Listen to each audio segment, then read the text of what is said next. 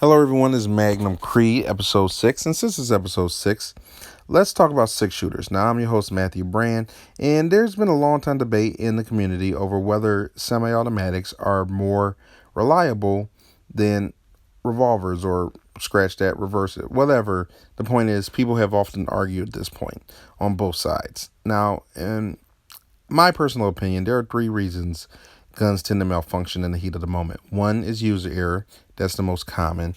Two is mechanical error. And three is kind of a design issue. Now, for the first one, the biggest reason I've seen any gun mess up in the heat of the moment is the slide on a semi automatic. Revolvers, they're pretty simple. You point, you pull the trigger, bam, you're done, literally. But with semi-automatics, you have to make sure there's a round in the chamber. You have to make sure that its safety's off. You have to make sure that the magazine's pushed in all the way.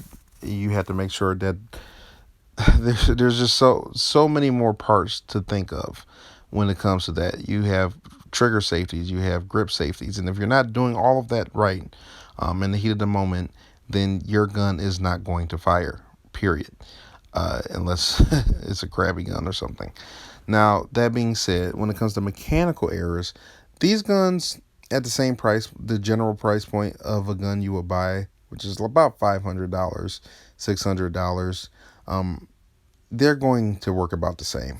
They're fine.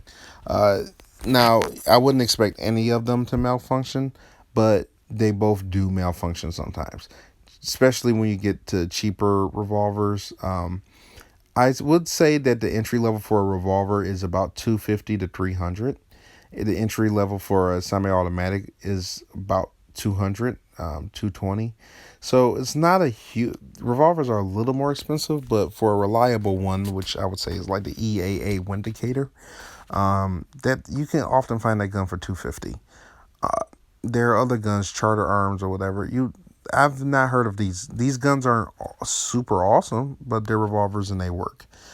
Same with semi-automatics. They have the G2C. The high point, as ugly as it is a functioning firearm. I have not heard of them messing up unless it's been shooting a lighter caliber, like a 380 or something. But the other ones, they seem to work perfectly fine. Sometimes even better than the more expensive guns, and that gun costs less than $200. I would still expect to spend at least $250 on a gun, but that's just me. But like I said, there are some cheap options that will work in both categories. But Taurus, the cheaper revolvers, I might stay away from. Now, moving on to design, I did mention like all the different safeties that can come with a gun. Now, I would not consider it. I would consider if you don't hit those all in the right spots the way you're supposed to, I would consider that user error. But if you're in the heat of the moment and the gun gets moved and you don't get a good grip on it, you don't pull the trigger quite the right way, uh, somebody does push into the front end of the gun, that can make the gun mess up. I would not qualify that as human error. That all being said, I will clearly, so revolvers, there's not much room for the design flaws. Really, as long as something doesn't get caught in the hammer, you're good, you're golden. Just point, aim, shoot.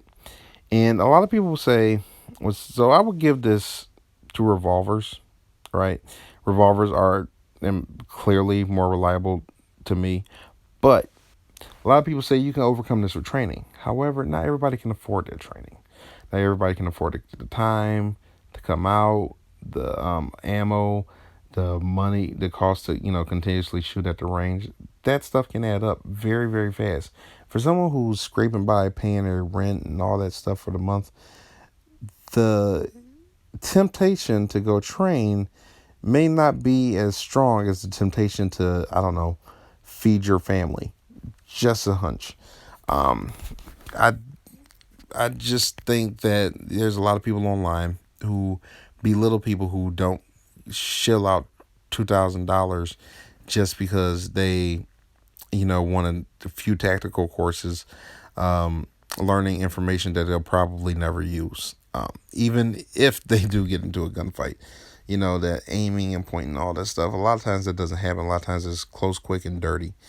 And sometimes it's just better to have something, spend the money and make sure you can have something than bother going through all that training. You can go through the training later. You can always go through the training later. But if you're torn between, okay, I want something super reliable that I'm not going to hurt myself with, a revolver might be a safer choice. However, I'm not going to tell anybody to go get a revolver, but it's just an option, and people should always make informed decisions. That's my opinion. Thanks for tuning in. God bless you. Check out the book, Magnum Creed, and have a wonderful day.